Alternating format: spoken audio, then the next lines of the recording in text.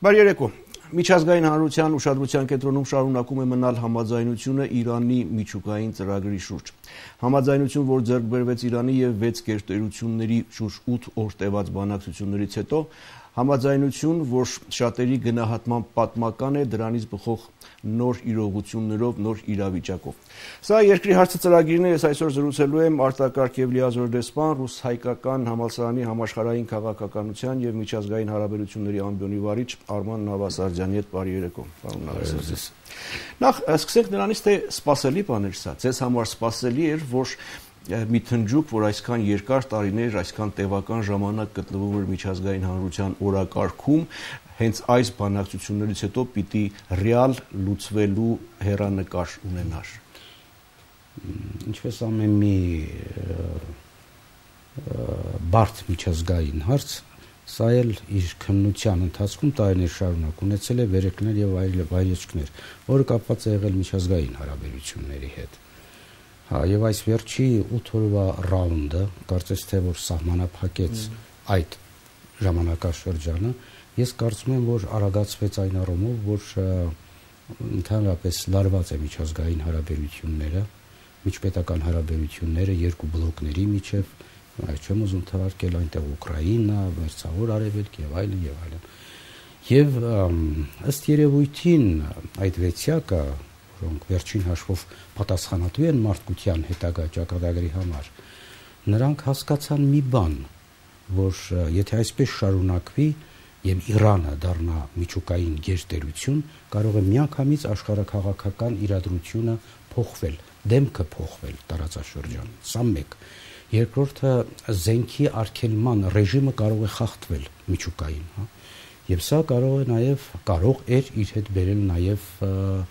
շղթայական ռեակցիա, ես նկատի ունեմ, անմիջապես Սաուդյան Արաբիան կարող էր այդ ճանապարհով գնալ, որ արդեն կարծես թե սկսել է նման քայլեր անել եւ վերջին հաշվով մեր սիրելի Թուրքիան։ Սա է իրականությունը։ Եվ այն ինչ որ հիմա եղավ, գիտեք, ասել, որ սա վերջին ակորդն էր եւ սրանով ամեն ինչ վերջանա, իհարկե կլինի առնվազն միամտություն։ Եվ չնայած այն բոլոր էպիտետներին եւ ածականներին, պատմական իրադրություն, անանց նշանակություն եւ այլն, շատ մանավանդ հայկական մամուլում, գիտեք, մենք մի քիչ ավելի էմոցիոնալ ենք, Ես մի փոքր զգուշությամբ կմոտենայի դրան, որովհետեւ տեսեք, ամբողջ հարցը նրանում է, որ կոնկրետ դրված են ժամկետներ եւ պայմաններ։ Պայմանները նաեւ, որ Իրանը պետք է բացարձակապես դադարեցնի զբաղվելու ուրանի ուրեմն հարստարմամբ, այն հաշվով, որպեսզի չստեղծի ատոմային բոմբ։ Ինչ որ տարիներ շարունակ միշտ եղել է ՄԱԳԱՏԵ-ի այդ ժամանակներից սկսած 90-ական թվականների անգամ։ Սա մեկ։ Երկրորդը այնտեղ կոնկրետ պայմաններ է դրված, կոնկրետ տեխնիկական պայմաններ։ 9500 ցենտրիֆուգից պետք է իջնեն մինչև 6000։ Եվ ամենահետաքրքիրը նա է, որ Իրանը պետք է թույլ տա, որ մինչև հիմա փաստորեն թույլ չէր տալիս, որպեսզի մոնիտորինգ կատարվի իր բոլոր օբյեկտների վրա։ ՄԱԳԱՏԵ-ի ներկայացուցիչները։ लेकिन եթե այս շրջանակային համաձայնությունը չլիներ, հղի էր մեծ վտանգներով։ Կարող է, գիտեք, հիմա անցած ժամանակով դժվար է ինչ-որ բան ասել, բայց որ սա ժամանակին էր եւ լավ արվեց եւ ճիշտ արվեց, պարզապես պետք է հուսալ, որ բոլոր երկու կողմերն էլ կկարողանան խոհեմ գտնվել եւ անել հաջորդ քայլը մինչեւ ամսի 30-ը, որպեսզի չնայած դա շատ բարդ է ասեմ, շատ բարդ աշխատանք է դա, կկարողանան անել թե ոչ, որովհետեւ հիասթափությունը կլինի նույնքան պայթոնավտանգ, ինչքան ուրախությունն է, այսպես ասած, ցնծությունը։ Եվ այս ամենով հանդերձ դուք ինչ եք կարծում, բավարար են հիմքերը կարծելու համար, որ այդ քայլերը կարվեն եւ այս շրջանակային համաձայնությունը ի վերջո կբերի համապարփակ համաձայնության։ Ես սա ասում եմ, հարցնում եմ նկատի առնելով, ենթատեքստում ունենալով երկու կողմերից արդեն հնչող հայտարարությունները, մոտավորապես եթե ապա համատեքստերում, Իրանն ասում է, եթե համաձայնությունը խախտվեց, ես կշարունակեմ իմ միջուկային ծրագիրը, միջազգային հանրությունն ասում է, եթե Իրանը խախտեց, մենք կշարունակենք պատժամիջոցներ։ Այսինքն նոր համաձայնության են գալիս, բայց երկու դեպքում էլ եթե ապան կա։ Գիտեք, եթե բառը, եթե այսպես փոքր վերացական խոսենք, շատ բարփակ արտահայտությունն է եւ անգլերեն ասում են if, Այսինքն մի բան որ ասում են եթե, այդ եթեից հետո այնքան բան կարող է լինել։ Հիմա ես չեմ ուզում պարզապես գուշակել, բայց հույս ունեմ, որ ողջամտություն նորից եմ ասում կհաղթի եւ դա կարող է իր հետ բերել շատ լավ դիվիդենդներ, լավ հետևանքներ եւ առաջին հերթին իհարկե Հայաստանի համար։ Հայաստանին իհարկե կարևոր է մեզ համար Հայաստանն է, Հայաստանին կանդրադառնանք, նախ հասկանանք դա ինչ հնարավորություններ է պատսում Իրանի համար։ Ի վերջո ինքն է այդ համաձայնության գլխավոր գործող անձը, բավական երկար ժամանակ, տևական ժամանակ եղել է միջազգային մեկուսացման մեջ, եղել է կտրված աշխարհից։ Հիմա ինչ հնարավորություններ են բացվում եւ տարածաշրջանում նրա համար, եւ ընդհանրապես միջազգային քաղաքական հարթակներում նրա դերակատարության համար, չգիտեմ, միջազգային նավթային շուկայում եւ այլն, ինչ հնարավորություններ հեռանկարներ նա կարող է շատ մեծ հեռանկարներ ունենալ պատժամիջոցները վերացնելու դեպքում, որտեղ այդ պատժամիջոցները, որ սկսվեցին նախ ամբողջ Իրանի վրա ճնշումը սկսվեց 79 թվականին իսլամական հեղափոխությունից հետո, որից հետո երբ որ սկսվեց ատոմային պատմությունը, քաղաքականությունը այսպես, եւ կիրառվեցին շատ խիստ, ես կասեի, դաժան նույնիսկ պատժամիջոցներ, Իրանը իրոք գտնվում է բավական ծանր վիճակում, տեսեք անգամ ես չեմ ասում բարելիքի եւ սառեցված ուրեմն իրենց բանկային հաշիվներ, անգամ SWIFT կոչեցյալ այդ արտահայտությունը կա նավերի համար, որպեսզի նրանք կարողանան տանկերները տեղափոխել եւ այլն, անգամ նրանք չունեն առ այսօր չունեն ուրեմն ապահովագրության հնարավորություններ, դրա համար ոչ մի բան չեն կարողանում անել։ Եվ սա նրանց համար իհարկե կբացի մեծ հեռանկարներ։ Միանգամայն կբացի առաջին հերթին էներգետիկ առումով, որովհետեւ Իրանը համարվելով աշխարհի երկրորդ իր ուրեմն գազային ռեզերվները երկրորդ տեղն է գրավում, նա տարեկան կարող է 50 միլիարդ խորանարդ մետր գազ արտահանել, 50 միլիարդ։ Երբ որ Շահտենգիզը, Ադրբեջանի, որոնք բարձրանում են, ընդամենը 8 միլիարդ է, այն էլ շատ հարցական հեռանկարով, հասկանում եք, 50 միլիարդ եւ Իրանի հնարավորությունները շատ մեծ են։ Իրանը այսօր ուրեմն տիրապետում է աշխարհի գազային ռեզերվների 16%-ը ունի ինքը, որից կարողանում է ընդամենը 5%-ը մշակել։ Եվ ընդամենը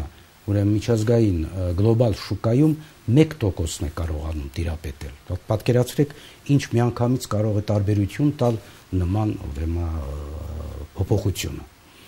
Եվ այստեղ իհարկե մեզ համար դուք ճիշտ ասացիք, ամենակարևորն է թե ինչ ճանապարհով կգնա այդ գազը,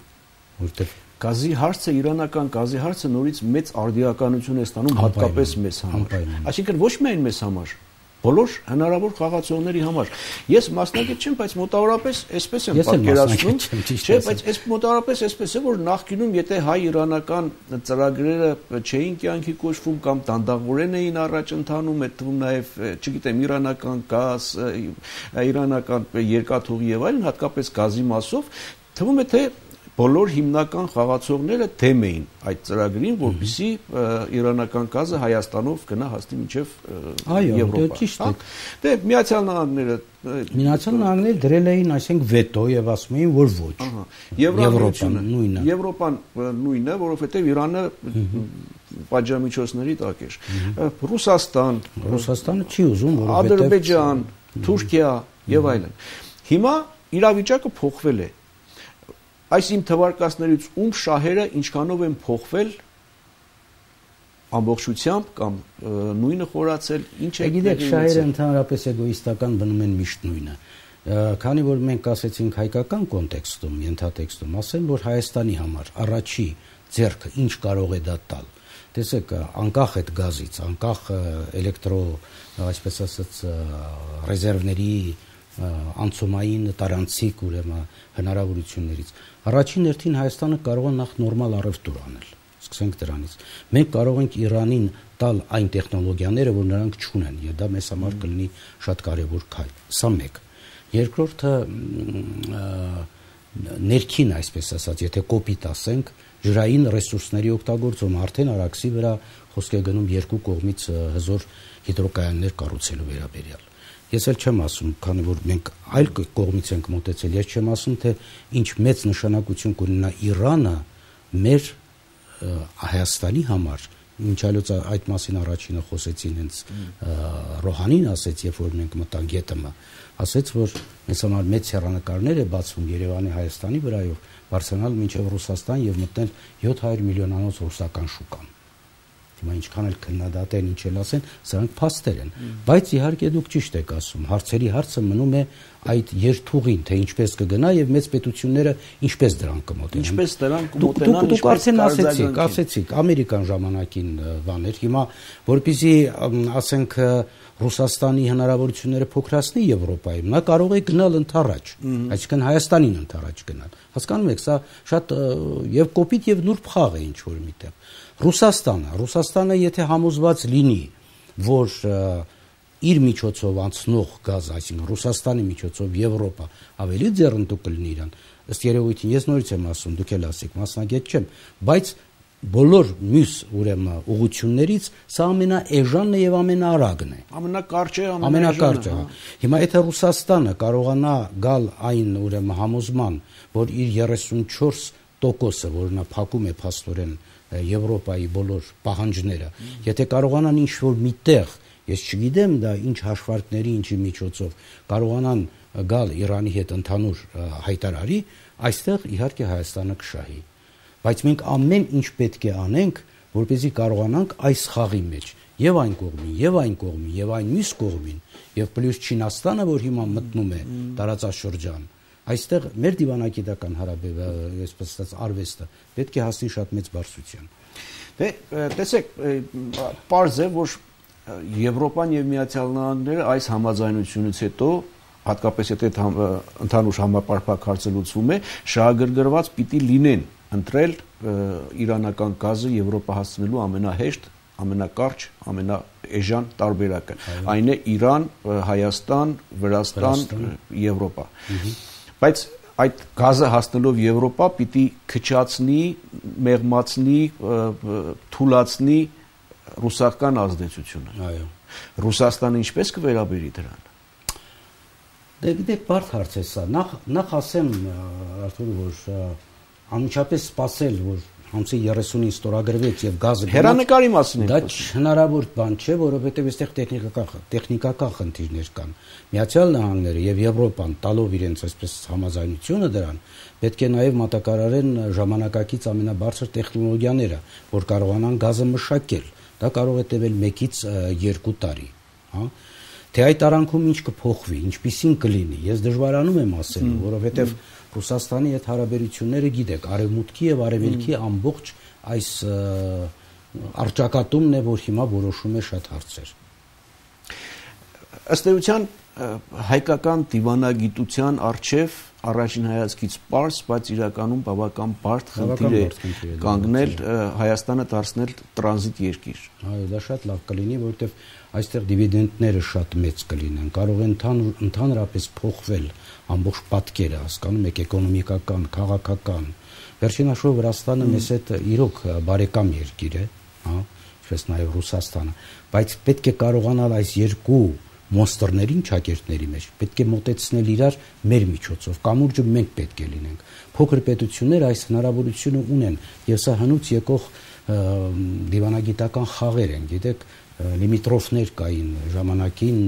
սա 5-րդ դարից 5-րդ դարում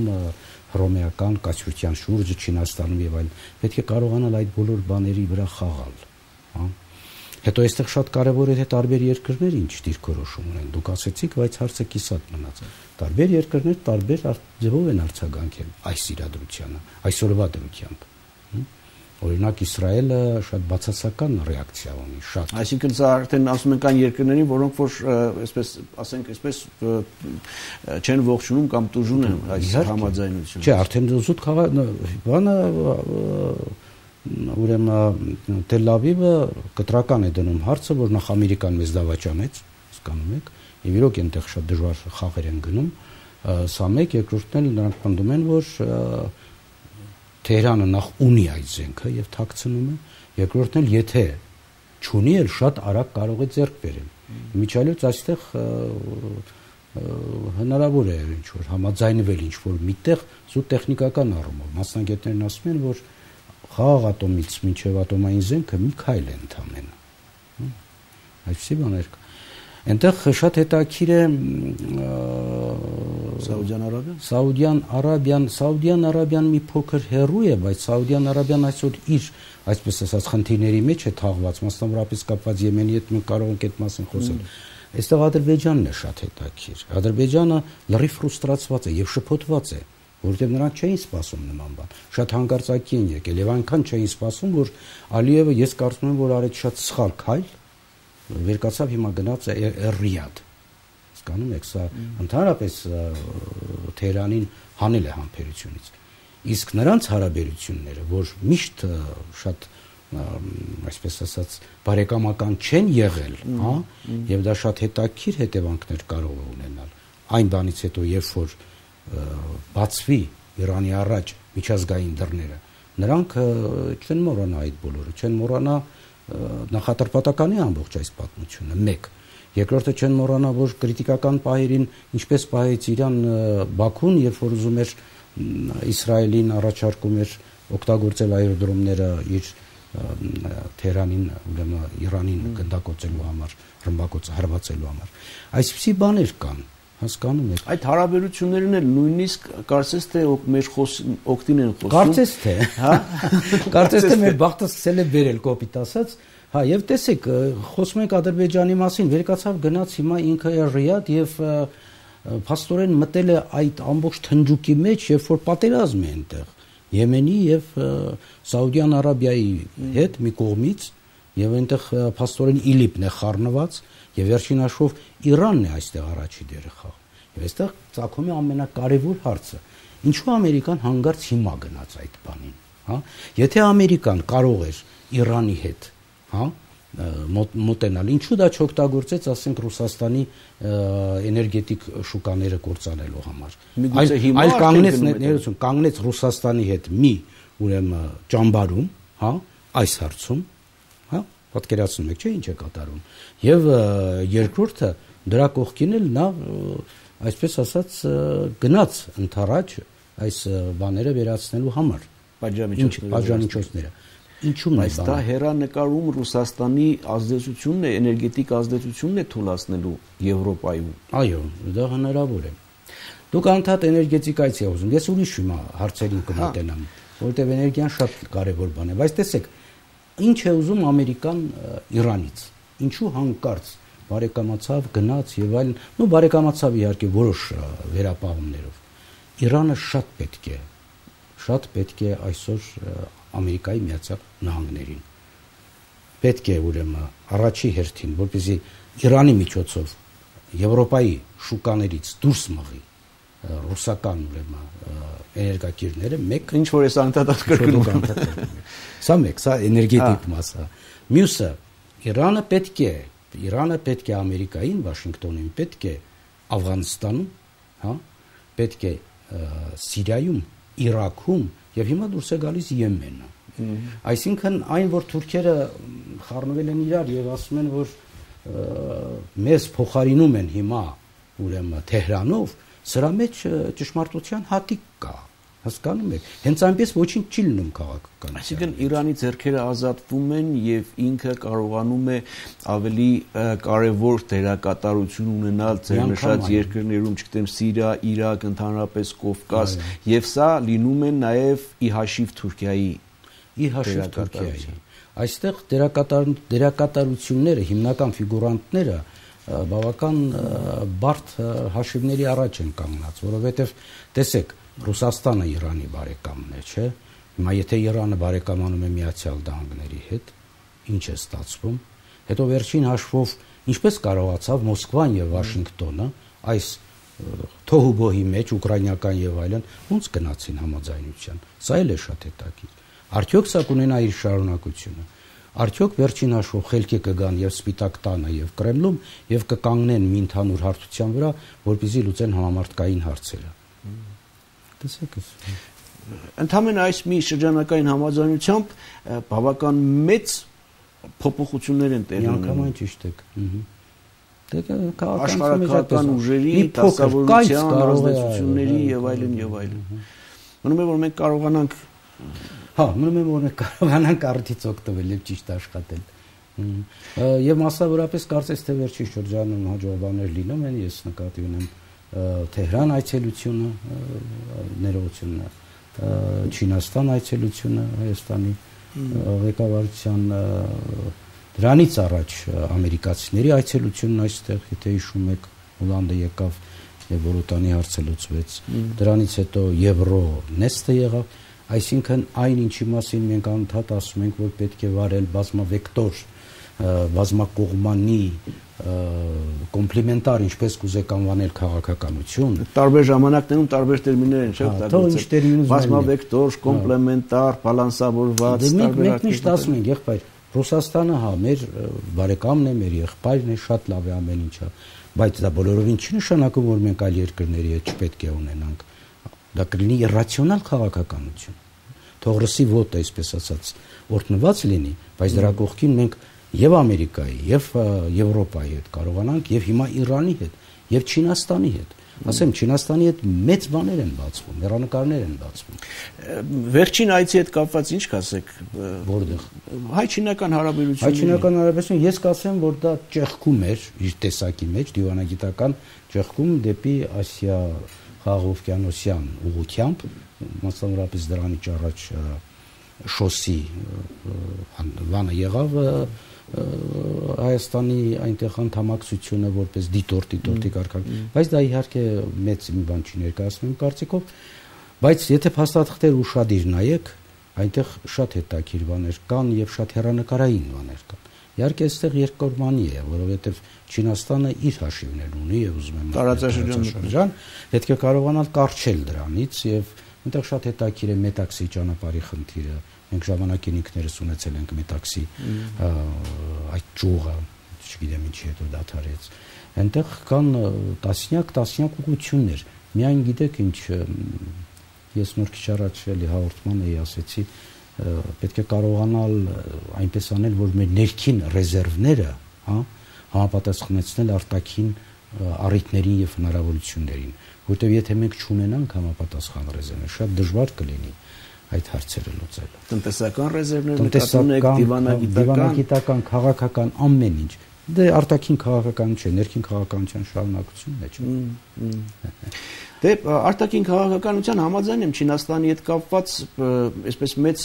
հեռանկարներ նշмарվում են մեզ համար, իսկ այ Իրանի հետ հարաբերություններում եւ ընդհանրապես Իրանի դերակատարության փոփոխությանը ես չգիտեմ ինչպես մի տեսակ կոմպլեքսներ ունեմ կապված Ռուսաստանի դիրքորոշմաններից, թվում է թե այս համատեքստում տարածաշրջանային այդ համատեքստերում զարգացումներում Ռուսաստանը գերզգայուն է Հայաստանի քայլերի եւ որոշումների նկատմամբ։ Բոլոր մեծ տերությունները գերզգայուն են եւ ես նորից ասացի, էգոիստ են, Պետք է կարողանալ բռնել այդ ջիղը, այդ պաղը, այստեղ միակ բանը ես կարծում եմ ճանապարհը նա է, որ երկուսին մոտեցնել իրար, փոխկապակցել մեր միջոցով, դառնալ նրանց մեջ օղակ, դառնալ նրանց մեջ կամուրջ, սա շատ կարևոր է, որտեվ եթե խաղից դուրս մնացենք, շատ բարդ, այդ ժամանակ ավելի կվատանա մեր վիճակը, լրիվ կգնանք մեկուսացման մեջ։ Որն է մեր հնարավորությունը այդ դիվանագիտական խնդիրը լուծելու Ռուսաստանին չնեղացնելով, ժողովրդախոսական լեզվով այսպես ասեմ։ Հիմա գիտեք ինչի նկատի ունեմ, տեսեք, եթե Եվրոպա եւ Միացյալ Նահանգներ հստակ նախագծում են առաջիկայում իրանական նավթը հասցնել Եվրոպա, անկախ նրանից դա կլինի Հայաստանի միջով թե առանց Հայաստանի այդ ծրագիրը իրականացնեն ի վերջո։ Հարցը նրանում է, որ Ռուսաստանը հիմա կանգնած է երկընտրանքի առաջ։ Ենթադրենք այս ճանապարհով գնաց եւ պակասեց նրա ուրեմն ներդրումը Եվրոպա, չէ։ Իսկ եթե այն ճանապարհով գնա, այսինքն Իրան, Թուրքիա, Իրան, Թուրքիա, Ադրբեջան, Եվրոպա։ Նույն բանը չի ստացվում, նույն բանն է ստացվում։ Ավելի լավ չի բարեկամի հետ անել այդ գործը, քան թե որովհետեւ Ադրբեջանի հետ Ռուսաստանի հարաբերությունները, ինչ էլ որ ասեն եւ Թուրքիայի հետ։ Վերջին հաշվով այստեղ կա շատ ուրիշ խնդիր, շիզմի խնդիրը կա Ռուսաստանի եւ ուրեմն Հայաստանի համար։ Մենք գտնվում ենք միևնույն ճամբարում սունիզմի վտանգի առաջ։ Սրանք շատ կարևոր բաներ են։ Մի խոսքով այսօրվա դրությամբ աշխարհակաղակական իրավիճակը շատ բարդ է, շատ եւ միախյուսված է, հա, եւ փոխկապակցված է, որտեղ աշխարհներ փոքրացել է։ Ընդհանրապես մենք մեր դիվանագիտական ռեսուրսներով, ամբողջ ներուժով, պոտենցիալով կարծում եք պատրաստ ենք այս փոփոխություններին, այն ինչ որի մեկնարկը կարծես թե մեզ համար սա է։ Դե եթե պատրաստել չենք, պետք է հնդածը սովորենք։ Բայց ես կարծում եմ, որ ռեզերվներ կան։ Գիտեք, մեր եվրոպական արժեքների մեր պատկանելությունը, քրիստոնեական արժեքների, մեր կենցաղը, մեր ինստիտուտների արկայությունը եւ վերջապես մեր կենցաղը Եվրասիական միության շրջանակներում շատ մեծ առավելություններ են տալիս այլ անդամների համեմատությամբ, ես նկատի ունեմ արևմուտք արևելք մոտեցնելու գետնի վրա։ Դա կարող է անել միայն մենք, ոչ դա կարող է անել Նազարբայևը, ոչ Բելարուսիան, ոչ հենց ինքը Ռուսաստանը։ Դուք տեսեք, հետևում եք, տեսնում եք, թե ինչպիսի ելույթներ են հաճախ լինում Մոսկվայի ամենաբարձր մակարդակով։ Դուգին, Շևչենկո, Ժիրինովսկի, հասկանում եք, Պրոխանով։ Անցյալ օրը Ժիրինովսկին հայտարարում էր, ամսի 20-ին պետք է հարձակվենք, որովհետև նրանք ամսի 21-ին էին հարձակվել, հունիսի։ Հայաստանը այդպեսին չէ։ Հայաստանը պլյուս մեր սփյուռքը, ես նորից եմ ասում, փափուկ բարձ կարող է լինել երկու բլոկների մեջ։ Միգուցե ես մի փոքր, այսպես ասած, իդեալականացնում եմ, բայց դա այդպես է։ Լավ, մեր ժամանակն արդեն սպառվում է, 2 րոպե ժամանակ մնաց, բայց ես ուզում եմ օգտագործել նաև դեր կարծիքը, մեկնաբանությունը իմանալ Հայաստանի որոշման մասին Քրդստանում հյուպատոսություն բացելու վերաբերյալ։ Լավ որոշում է դա, կարծում եմ, որովհետև երկու պատճառով։ Նախ շատ աշխուժ հիմա տնտեսական կետ է, ես նկատի ունեմ նավթի առումով, որովհետև Քիրկուկը գրավելուց հետո այնտեղ նավթը հոսում է ինչպես, չգիտեմ, գետի նման, կանում եք։ Եվ շատ լավ հարաբերություններ ունեն Թուրքիայի հետ, առևտրական, եւ լավ հարաբերություններ ունեն նաև Միացյալ Նահանգների հետ, Ռուսաստանի հետ կարծես թե վատ հարաբերություն չի։ Բայց ես ուրիշ բան եմ այստեղ նայում։ Ես նայում եմ, որ մենք լինելով այնտեղ կլինենք քաղաքական իրադրությունների խաչաձևման կետում եւ կհասկանանք, թե ինչ է կատարվում, որովհետեւ Հայաստանը եւ Թուրքիայի եւ Քրդստանի համար շատ հետաքրություն է ներկայացնում, գիտեք ինչ պատճառներով, այստեղ եւ Թուրքիան եւ Քրդստանը կարող են մեզ հետ խաղալ պարզապես, հասկանում եք, եւ պետք է այնպես անի, որ չգնել այդ որոգայթի մեջ, որովհետեւ Աստված ոչանի, եթե մեծ Քրդստանի հարցը լուծվի Դիարբեկիր մայրաքաղաքով, մենք լրիվ կկորցնենք բոլոր հեռանկարները։ Շնորհակալ եմ զրույցի համար։ Այսքանը սա երկրի հարցի ծրագիրն էր, ես այսօր զրուցում էի արտակարգ եւ լիազոր դեսպան Ռուս-հայկական համալսարանի համաշխարհային քաղաքականության եւ միջազգային հարաբերությունների ամբիոնի վարիչ Արման Նավասարդյանի հետ։ Լավ մնացեք։